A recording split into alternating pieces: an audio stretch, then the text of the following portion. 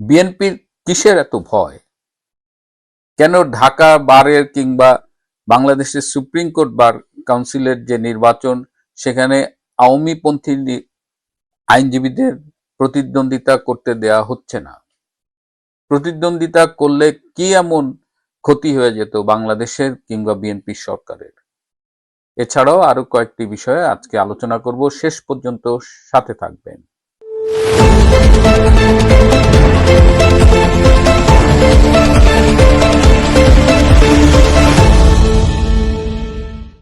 আসসালামু আলাইকুম এবং আদাব।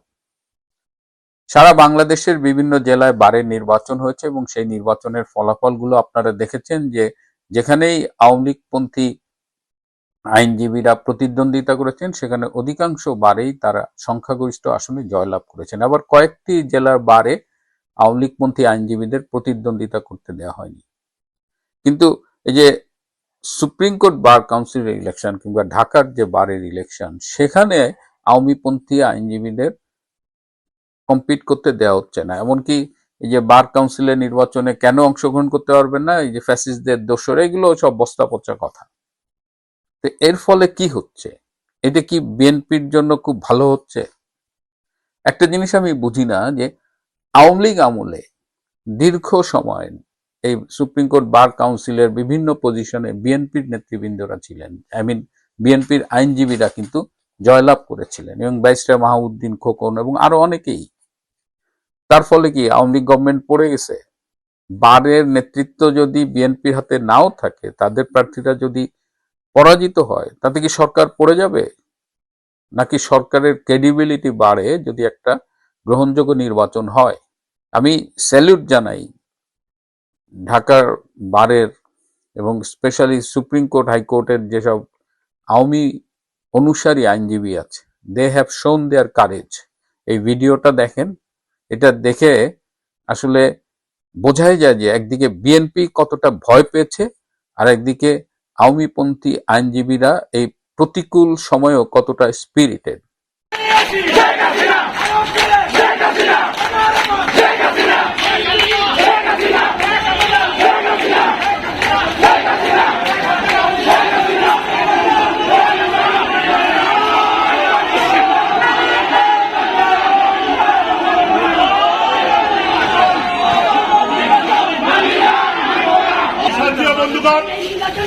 আপনারা আজকে সুপ্রিম কোর্ট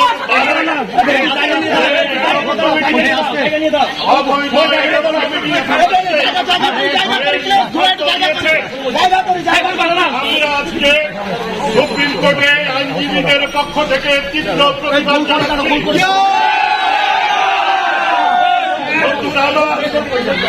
আপনারা জানেন, যারা বলেছেন আওয়ামী লীগ নাকি নিষিদ্ধ, আমরা বলতে চাই বাংলাদেশ আওয়ামী লীগ কোন পার্লামেন্টের সিদ্ধান্তের জন্ম নেয় নাই। বাংলাদেশ আওয়ামী লীগ বরঞ্চ বাংলাদেশের পার্লামেন্টকে সৃষ্টি করেছে। আওয়ামী লীগ এদেশের সমস্ত মানবাধিকারের আইনগুলোকে সৃষ্টি করেছে। বাংলাদেশের তারাই আওয়ামী লীগ যারা ৭১ সালের ৩০ লক্ষ শহীদের রক্তকে সম্মান করে,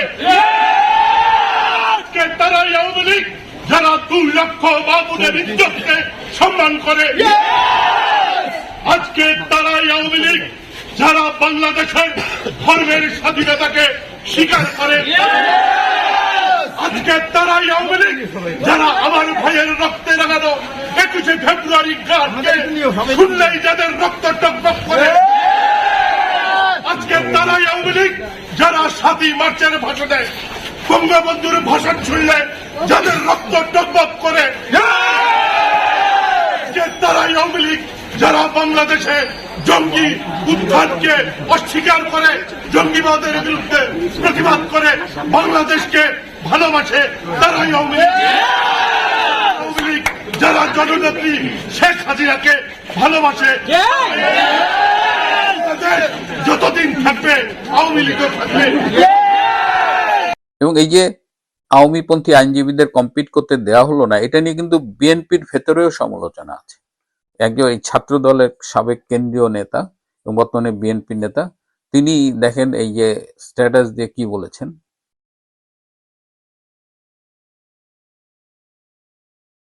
অর্থাৎ এই যে এটা যেটা সমস্যা হয় যে কতিপয় লোক তাদের নিজেদের নেতৃত্বটা ইনশিওর করার জন্য একেবারে বাই হুক্কুরু আর বাই কুক্কুরু তাদের জিততে হবে। কম্পিট করে আপনি জেতেন, আপনার যদি এত ভালো কাজ করে থাকেন, আপনাদের যদি এত গাটস থাকে, তাহলে আপনি সবার জন্য নির্বাচন উন্মুক্ত করেন, যদি ভোটাররা আপনাকে ভোট দেয় আপনি আইনজীবী পরিষদের নেতা হবেন। কিন্তু আপনি ভালো করেই জানেন যে আপনার এই মুহূর্তের অবস্থা কি, সুতরাং আপনি স্বৈরাচারী কায়দায় আপনার যাদের জয়লাভের সম্ভাবনা আছে তাদের আপনি নির্বাচনে অংশগ্রহণই করতে দিলেন না। এবং খবর পেলাম যে এই সিদ্ধান্তে নির্বাচন কমিশনের দায়িত্বে যারা আছেন তারাও খুব অসন্তুষ্ট, এবং সেখানে নির্বাচন কমিশনের চেয়ারম্যান এক পর্যায়ে উঠে বেরিয়ে চলে গেছেন। যা হোক, একটা সরকার শুরুতে যে এরকম তালগোল পাকিয়ে ফেলবে এইটা আমাদের ধারণারও বাইরে ছিল বলা যায়। এদিকে রূপপুর পারমাণবিক বিদ্যুৎ কেন্দ্র নিয়ে সামাজিক যোগাযোগ মাধ্যমে কিন্তু নানান আলোচনা চলতেছে। বিএনপির আমলে এটা উদ্বোধন হচ্ছে ঠিকই, কিন্তু এটা সমস্ত কৃতিত্ব তো শেখ হাসিনার সরকারের। এখন দেখলাম কয়েকজন ছাগু বলার চেষ্টা করতেছে যে এইটা নাকি সব সরকারের অবদান নাকি আছে। মোটেও না, এটা পাকিস্তান আমলে করার কথা ছিল, এটা এখানে না করে পাকিস্তান সরকার এটা করাচিতে করেছে।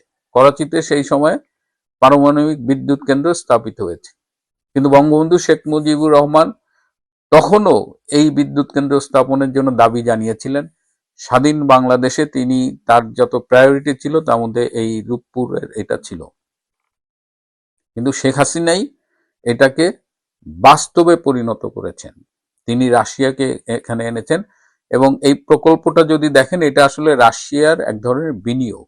এখানে টোটাল যে খরচ হয়েছে তার চেয়ে 90%-এরও বেশি ইনভেস্টমেন্ট করবে রাশিয়া, এবং বাংলাদেশ সরকার 15,000 কোটি টাকা এখানে দেবে।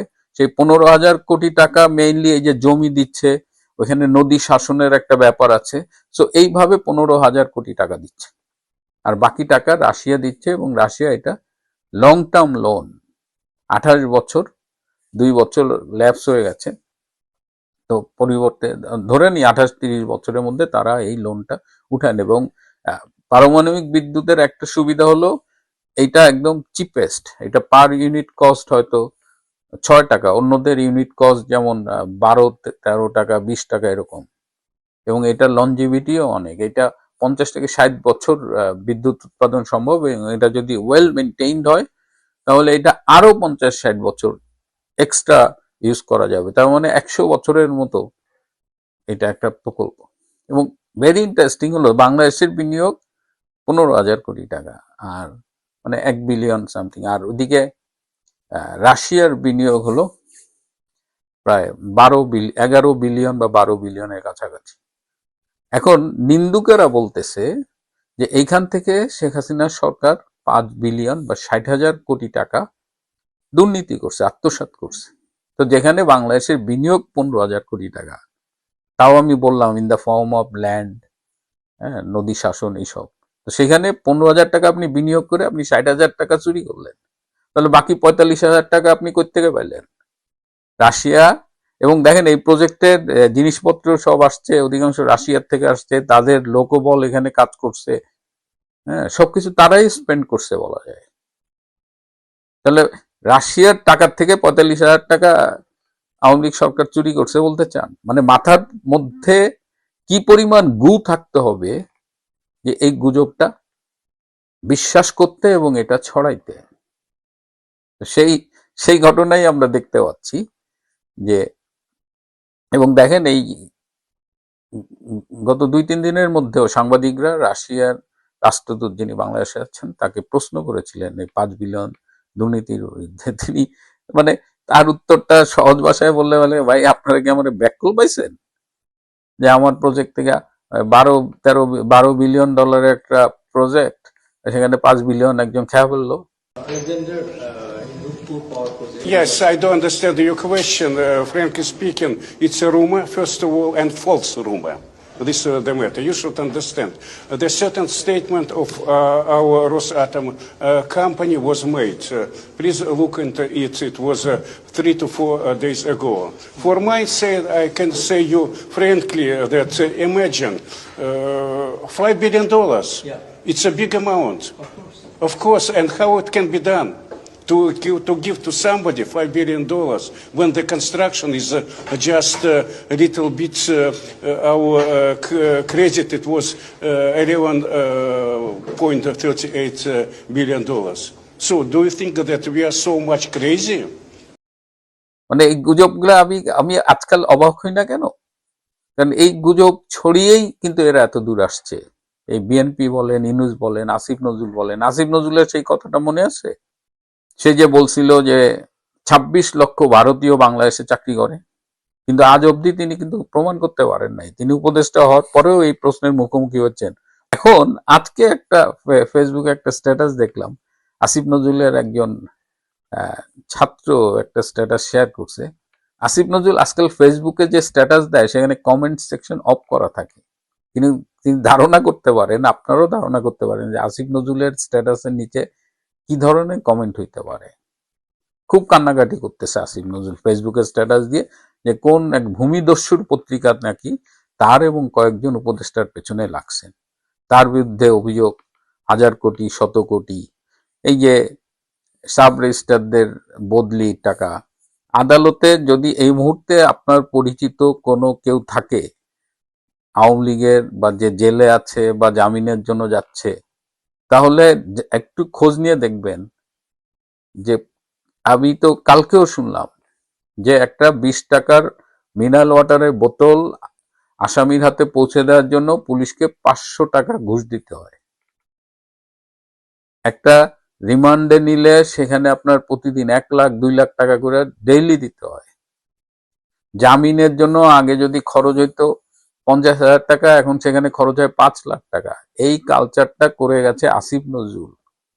এখন আপনি ফেসবুকে কান্নাকাটি করেন কমেন্ট সেকশন অফ করে, আবার বলেন যে প্রমাণ করতে হবে আমি দুর্নীতি করছি। দুদকে আপনার বিরুদ্ধে কতগুলো অভিযোগ এই মুহূর্তে জমা আছে আসিফ নজরুল সাহেব, আপনি কি জানেন? আপনি প্রমাণ চান, তাহলে আপনি ২৬ লাখ লোকের কথা বলছিলেন, সেই প্রমাণ কই? রূপপুরে যে ৫ বিলিয়ন বা ৬০,০০০ কোটি টাকা আওয়ামী লীগের সরকার দুর্নীতি করছে, সেই প্রমাণ কই?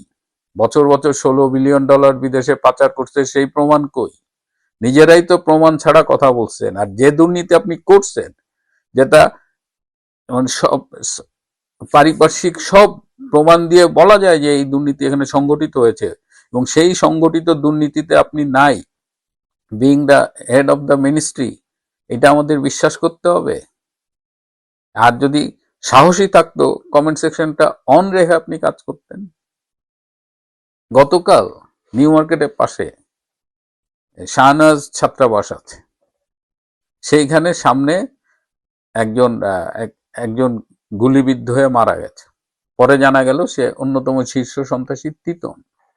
এই টিটন ঢাকার আর এক সন্ত্রাসী আছে ইমন, তার ডানহাত বলে শুনেছি। এই টিটন একটা মার্ডার কেসে মৃত্যুদণ্ডপ্রাপ্ত আসামি, সম্ভবত ২০১৩ বা ১৪ সালে সেই রায়ে তাকে মৃত্যুদণ্ড দেওয়া হয়েছিল। ২০২৪ সালের ৮ই আগস্ট এই আসিফ নজরুল্লাহ দায়িত্ব নিয়েছে। ১২ই আগস্ট, ৪ দিনের মাথায় টিটন, মৃত্যুদণ্ডপ্রাপ্ত আসামি টিটন ১২ই আগস্ট কারাগার থেকে বেরিয়ে গেছে। আসিফ নজরুল সাহেব, কি এমন ঘটনা ঘটলো যে একজন মৃত্যুদণ্ডপ্রাপ্ত আসামি ৪ দিনের মাথায় জেল থেকে বেরিয়ে যায়? আপনি নিজেকে কত দোয়া তুলসী পাতা দাবি করবেন? যদি বলি এই, এবং সে ছিল বাবর ইলাহি হত্যাকাণ্ডের কারণে মৃত্যুদণ্ডপ্রাপ্ত।